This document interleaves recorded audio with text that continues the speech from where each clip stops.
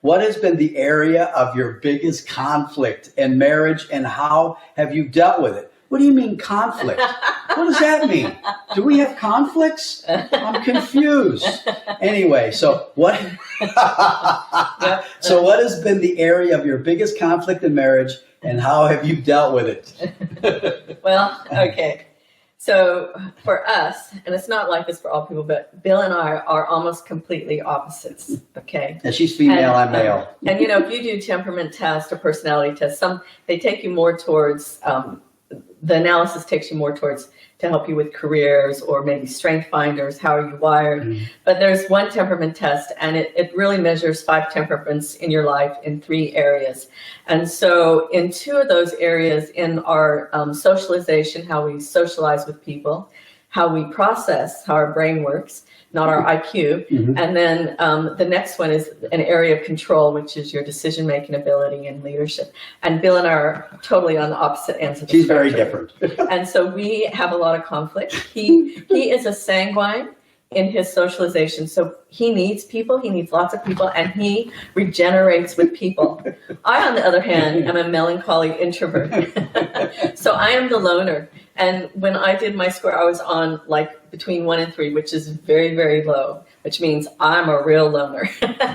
And so we are so opposite in that. We had a lot of conflict in trying to say, okay, how do we work together so that his temperament needs for people, being around people, a lot of socialization happens, and my needs, because in every area of your temperament you have needs, and how do I get my needs met as needing time alone, what regenerates me. So we had to really learn about that. We had to become aware, self-aware, and then aware for each other, and then we had to kind of define the relationship. What does that look like for both of us? And how do I make sure your needs are met, and how do you make sure my needs are met? Right. And then the next area, which is our control area, and I'm not using control in a bad way here. He is the strong, dominant, decisive, quick leader. And I am the introvert that's kind of like the cat. I'm a little bit independent. I like to make my own decisions. And I'm the slower processor. Yeah. So his mind is processing at 120 miles an hour. And my mind is processing at about 20 miles an hour. Yeah. You know, the hare and the tortoise? Hare, tortoise. Exactly. So that brought a lot of conflict in our decision-making areas. And we had to work through that. But I tell people, you have to get to know yourself. And you have to get to know each other. And then you have to define what that looks like for both of you. And then there are times where you have to learn to navigate it. Yeah. So, and can I add? Add. She could say a whole lot on this. And it's true. Our differences have been our areas of biggest, your biggest conflict. Because we are so different. Now, let me say that we also are very similar. Our values, our love, our hearts for Jesus. You know, in other words, we share values. Yeah. We have shared values that really anchor us together. And so those shared values have empowered us or given us the grace to deal with our stuff. Not probably. I've had to deal with my stuff a whole lot more. Yes, that's for sure. When we got married, she was the adult in the relationship. I was the teenager. Okay, so had a lot, but we did that. Yeah. In other words, we kept working on that. And here's the thing, differences are good. I mean, Connie didn't need to marry herself. She needed to marry somebody that was different. Because the unity of diversity is where all productivity comes from.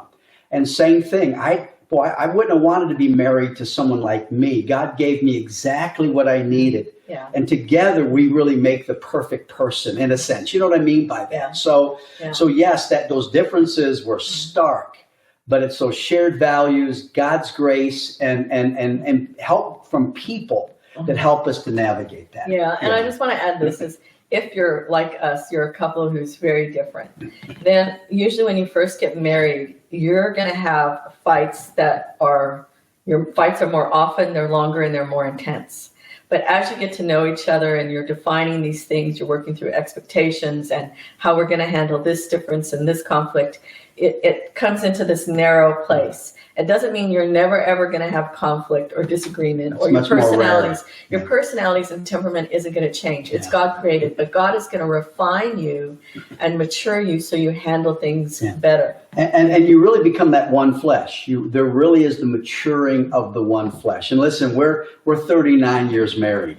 And we're not just 39 years existing under the same roof. There are a lot of people that never divorced, but they're not a marriage. I mean, they're just two people that are roommates, but we actually love each other. Yeah. She's still my number one fan. So I'm just saying it can continue to get better, but you got to work on stuff. Okay.